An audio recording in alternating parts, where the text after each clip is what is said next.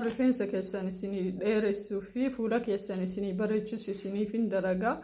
Isin immoo laayik godhaa haasaa isiniif baay'isuu garuma dalagaatti qaxxataadhaan osoo fufeenatti tola. Maaliif yeroo YouTube ofii kiyyaa wayita kaan laalu namni haasaa dheeressee natti hin tolu saniifini har'a waa lamaan isinii dalagaa. Waan fuula keenyarra wantoota jiru balleessuu fi bareechisuu maaksii fuula bareechisuu fi ammallee rifeensa keenya shaayin akka godhee fayya qabeessa akka inni ta'uu fi babbaqaqiinsaa fi ciccita rifeensa nurraa hir'isu. Inni illee kanarraa dalagamu muuzii, abukaadoo, aanan nirraa dalagaa. Akkamiin wantoota kana itti fayyadamna maal warri jettaniif jechuudha. Warra akkasii yaadu jira waan ta'eef akka waan israafatti. Muuziin ka darbamu kanatti irraa dalagan muuzii darbamu already homaa yuuzilesii ta'e jechuuf dadhabe kan nyaatamne jira muuziin sanirraa dalagan. Abukaadoleen kan tabalashee ta'uu ni danda'a amma rakkoon qabu si galee. Akkasuma aanan illee aanan ciccitee itittuullee ta'uu didee aanan wala badii ta'utu jira. Wantoota akkasii mana keenya keessatti yoo arganne irraa dalagnaa jechuudha. Irraa fi kafuulaa kanarraa dalagu immoo daa'imaa fi buna ni fayyadama itti dhihaadha. Isin argaa jirtanii waan maraa qopheeffadheera. Kuni aanan tabalasha'ee aanan kun ka tabalasha'ee jechuudha. Aanan itittuu tabalasha'ee boodaawwanidhaaf barbaada. Kafuulaatitti qorraa fudhadha. Itittuu gubbarratti irraa fudhadhee jechuudha. Ni galee ni gaa xiqqishuma barbaada waan ta'eef ni gaya. Kana immoo asitti naqaa jechuudha. Bishaan mayyuu kaziyaan muuzii kan amma namni nyaatu hin jira. Bataam tabalaashta already kun badeera fi galee nyaatamu. Waan akkanaa kana malee wanni bareedaa gartee akkasii namni israafa godhu hin jiru. Sosan gaasumaan akka keessaa warri dhiiraan tallituni mallaqaa fi beezaa nu fixxee warri jettantu jira.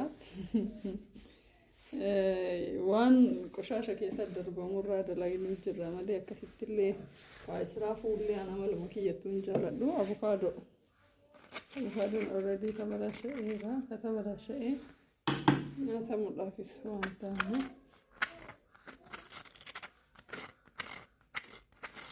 Dandiraa fi waan akka forforii yeroodhaaf narraa gaddeemtu waan ta'eef ammataa dhiqachuuf hin deemu heda saniifin waan kana dalagadhaa jechuudha. Osoo waraabuun jalqabiin daakee ture dhiifama.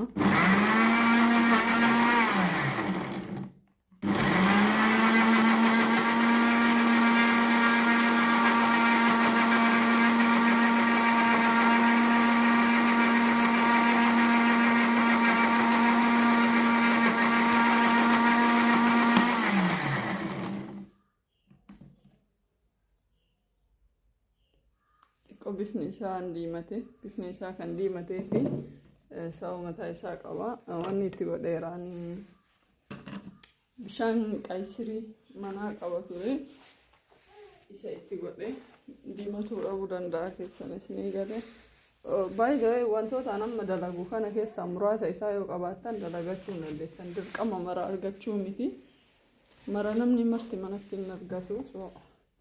Kama argattaniin keessaa dalagachuu dandeettanii jechuudha. Kanaaf xiqqoo keessa lullaateetti na hixa.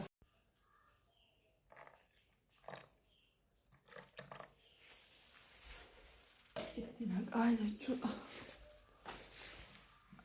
Wannidha kan wanni aan akkana godhuuf maaliif akka ta'e beektan akkana cuunfuuf waan tokko jira waan jalaa ba'u jechuudha. Mataa keessan namaafaa keessaa mataan keessa luucaa ta'e taanaan abadan keessaan ba'u inni sun. Innuu forforii biraa namatti ta'a isinii galee. Akkanatti wanni kun hin cuunfu akkanatti waan hin cuunfine.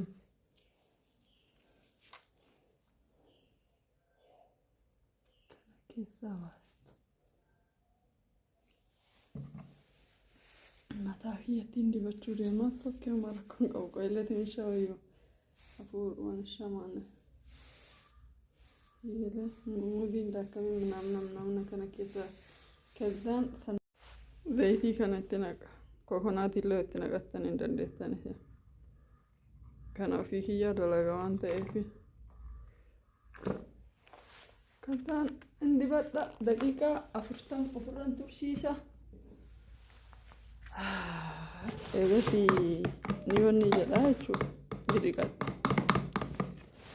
kunoo kana mataa dibadha daqiiqaa 40 ilaa sa'a tokko tursiisee dhiqadha harka dhiqadhee fuulaa isinii dalagaa baay'ee awwaan ofii kiyyaan fayyadamee hin dalagu waan rifeensa kiyyaan hin tuqin dammoo dhufee isinitti ni daannaa waan nama rabbi sodaattu akka alhamdulillah rabbil aalamiin waan hin taane yuutuubaaf jedheen dalagu dhugaa isinii hima qibaatiilee ana asitti dalagu kana jechuudha wabillaahi laaziim mataa keessanii dheeressa fayyadamaa mana kana jala seenaa qibaatii dalagaa 5,000 bituurra kakkanaa kana filaa bara oromoo wal tuffattii maal gootii kana fayyada amma akka fuulatti tarraa aanan diqqishuu takka mannishuu takka as keessaan qabaa nama tokkoof dalagaa waan ta'eef gazzaan kuni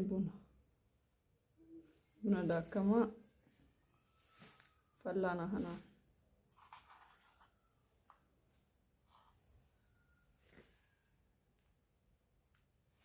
sirriitti daakuu qabdan buna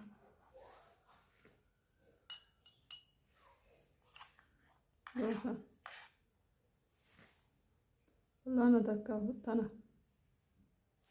takkaaf walakka kazzaan daa'ima warri daa'iman qabne kanuma lamaan fayyadamuu hin dandeettan ana waan qabuuf maal fixallee no yeroo baay'ee wantootaan fayyadamu yoo maran qabaatiin kama qabdan fayyadama kinaagan niga andi ብቻ ነው የምፈልገው ስለዚህ በቃ እኛ ታና ቆፈት ዲበታው እንደ ምን ብራ kana waliin dibatu jiru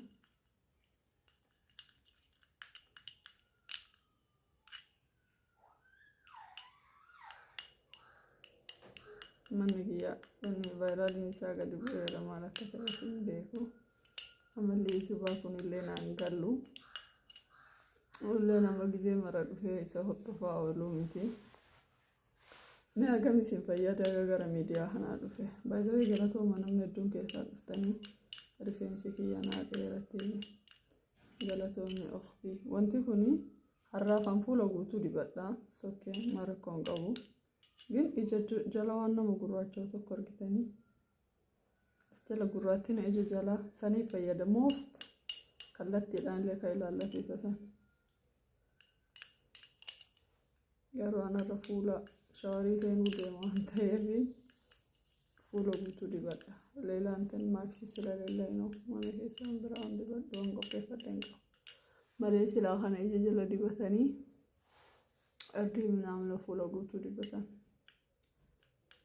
mee waan arrii balleessu nin dalagaa isin qaalii naaseenaa arrii uumamaa akkam balleessin arrii umrii akkam balleessin ka guyyaa keessa isinit baate qofaa fayyadamtanii sodaadhee dhiyeedee inshaallah garuu nin dalagaa waan ilkaan kee kana addeessallee jettanii sallee isinii dalagaa waan borcii balleessu naan jettanii isinii dalagaa waan maraa osoo ofirran godhiniin dura akkanatti isilaa indasii qabbataachuu yooshi yoo isin ka gubuu taate akka fuula keessanitti hin dhiyeessin rifeensa waan dheeressu isinii jedhee ka nyaaraa isinii himemi wallaahi ni dheeressa kiyyaana dheeressee dhugaa dubbatu guyyama lama dibadhila waan inni irraa badeera dheengaddaa sana innaa tokko dalagadhee ture ka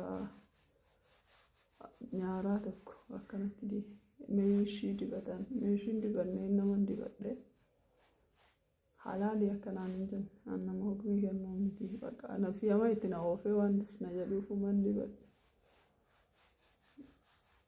yoo haraamillee ta'e hin beeku disna jedhu sanumaaf hin dhaqee intala takka awalan iyyaa ofii dibachuuti hin dhayne wallaa nama wajjin dhaqe cumaan bakka jiraamire raanni maal jala oolte maal baratte akka jedhan san